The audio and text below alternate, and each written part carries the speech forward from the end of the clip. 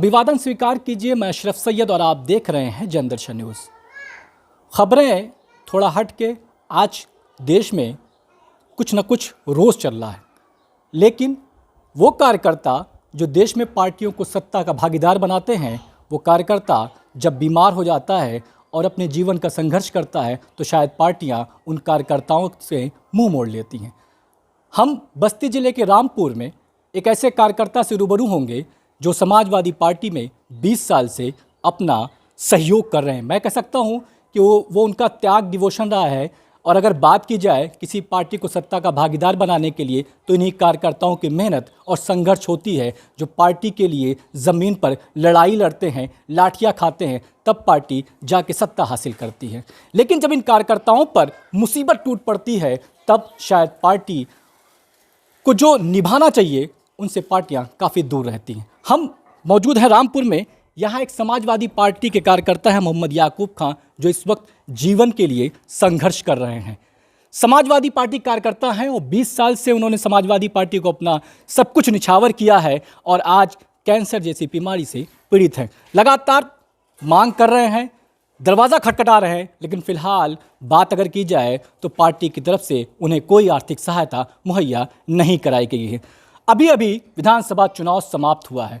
मैं अपना व्यक्तिगत अनुभव बताऊं तो अखिलेश यादव के कार्यक्रम में भी मोहम्मद याकूब खां वहाँ मौजूद थे और शायद मिलने का प्रयास किया, लेकिन कह सकते हैं जिले के पदाधिकारियों ने उन्हें राष्ट्रीय अध्यक्ष से मिलने का मौका नहीं दिया। चुनाव परिणाम आया और बस्ती जिले में इन्हीं कार्यकर्ताओं की देन से, इन्हीं कार्यकर्ताओं की मेहनत से 4 सीटों पर समाजवादी पार्टी ने कब्जा किया। यहाँ के मौजूदा जिला अध्यक्ष और विधायक सदर अगर बात की जाए तो महेंद्र नाथ यादव हैं और मोहम्मद याकूब महादेवा विधानसभा क्षेत्र से आते हैं, जहाँ पर भी समाजवादी पार्टी ने अपना परचम लहराया और दूधराम यहाँ से विधायक हुए। लेकिन फिलहाल अगर बात की जाए तो ना उनसे यहाँ कोई मिलने आया और ना उन्हें कोई आर्थिक सहायता की गई। हम अभी आपको रूबरू कराएंगे मोहम्मद याकूब खां से, बात करेंगे उनसे कि उनसी कौन सी मांगे हैं, कैसी आर्थिक सहायता चाहते हैं, जिससे वो कार्यकर्ता फिर ज़मीन पर उतरकर समाजवादी पार्टी के लिए मेहनत करे। क्योंकि अखिलेश यादव का नारा 22 में 22 किल तो अधूरा रह गया, लेकिन कार्यकर्ताओं के साथ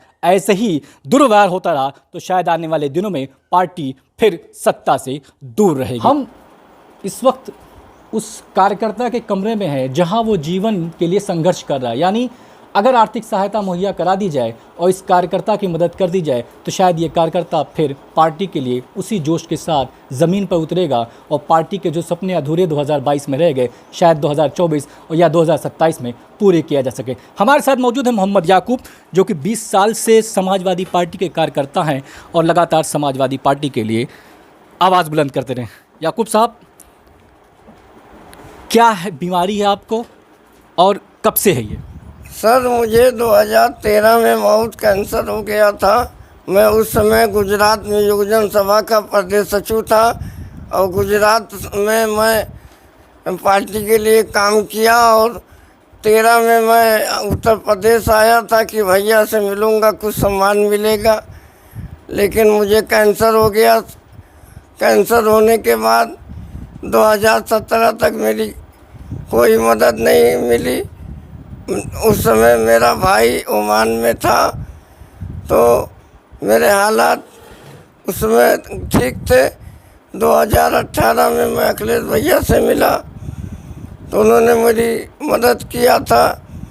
उसके बाद लगातार मैं अपने भाई के पैसे के लिए संघर्ष करता रहा।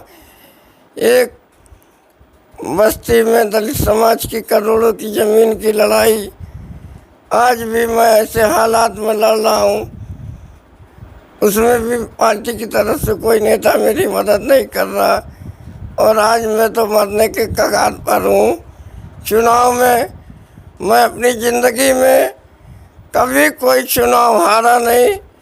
जिला पंचायत जिता के दिया, विधायक जिता के दिया।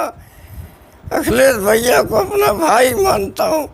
अगर मेरी बात वहाँ तक पहुँचेगी तो मुझे यकीन है कि मेरे बड़े भाई अखिलेश यादव मेरी जरूर मदद करेंगे। यहाँ पार्टी की यहाँ से कोई मदद जिले में नहीं, अभी वर्तमान में जो हालात है मेरा 4 विधायक होने के बाद मेरे यहाँ कोई मेरा हाल चाल लेने नहीं आया। मैं आज समझ नहीं जाता है। दूसरे गरीब लोग 150 रुपया मेरी मदद कर दे रहे हैं। मैं मरने के कगार पर हूँ, केवल अल्लाह अल्लाह कर रहा हूँ। और अब मैं इससे ज़्यादा क्या कहूँ, मेरे आँख के आंसू बता सकते हैं कि अखिलेश भैया मेरी ज़िंदगी बचा दो, मैं बहुत परेशान हूँ। आपने कहा था कि मेरी मदद करना, आपके लोगों ने मेरी मदद नहीं होने दी। लखनऊ के अंदर कितनी आर्थिक सहायता की आपको आवश्यकता है जिससे आप मुझे कम से कम 5 लाख रुपए की मदद हो तो मैं इस बीमारी से लड़ सकूं भैया। आर्थिक सहायता मिलेगा तभी कोई, मेरी आवाज़ नहीं निकल रही है, हालात बहुत बुरे। मौजूदा दौर में दूधराम जी महादेवा से विधायक आपके क्षेत्र से आते हैं, मौजूदा विधायक से कोई मदद, आर्थिक सहायता कोई? अभी तक उनका फोन नहीं आया। 4 बार रोज उनको मैं कहता हूँ मेरी मदद करिए, जागने नहीं आए, कोई नहीं आया। तो ये मोहम्मद याकूब जिनकी कहानी आपने सुनी, उनकी ज़ुबानी, हम उनके घर पर ही हैं और घर के हालात भी देख रहे होंगे आप। इस बीच जब बीमारी की शुरुआत हुई तो मुंबई भी गए थे। सलमान खान ट्रस्ट जो है कैंसर सोसाइटी के तौर पे चलाई जाती है, बहुत सारी संस्थाओं से भी उन्होंने मुलाकात की थी। उस वक्त के विधायक नवाब मलिक जो कि एनसीपी के नेता हैं, उन्होंने लेटर लिखा था, लेकिन उन्हें फ़िलहाल वहाँ से भी आर्थिक सहायता नहीं मिली थी। कुछ लोग हैं जिन्होंने आर्थिक सहायता शुरुआत की। बात अगर की जाए तो एक नाम का जिक्र सैयद मज़हर हुसैन का आया, जो लगातार याकूब को लेकर मदद की गुहार लगा रहे हैं। और अगर बात करें तो बहुत सारे ऐसे लोग हैं जिनकी उम्मीदें याकूब से है कि याकूब का इलाज हो जाएगा और याकूब फिर संघर्ष करेंगे, यानी जीवन की वो तलाश। कह सकते हैं कि मदद एक ऐसी चीज़ है जिससे ईश्वर, भगवान व अल्लाह खुश होता है। यानी आप अगर चाहें तो याकूब की मदद कर सकते हैं। उनके अकाउंट नंबर और उनका गूगल पे नंबर इस कॉल में चलता रहेगा। हम उम्मीद करेंगे कि आप याकूब के लिए आवाज़ उठाएंगे और उनकी मदद करेंगे। हम पार्टी नेताओं और पार्टी के राष्ट्रीय अध्यक्ष से भी अपील करेंगे कि याकूब की मदद की जाए और उनको एक नई ज़िंदगी दी जा सके, क्योंकि खुली हवाओं में सांस वो भी लेना चाहते हैं। और अगर 4-5 लाख में वो खुली हवाओं में सांस ले सकते हैं तो इतनी उम्मीद एक कार्यकर्ता अपने राष्ट्रीय अध्यक्ष से, एक कार्यकर्ता अपनी पार्टी से तो कर ही सकता है। बने रहिए, तब तक के लिए शब्बा खैर।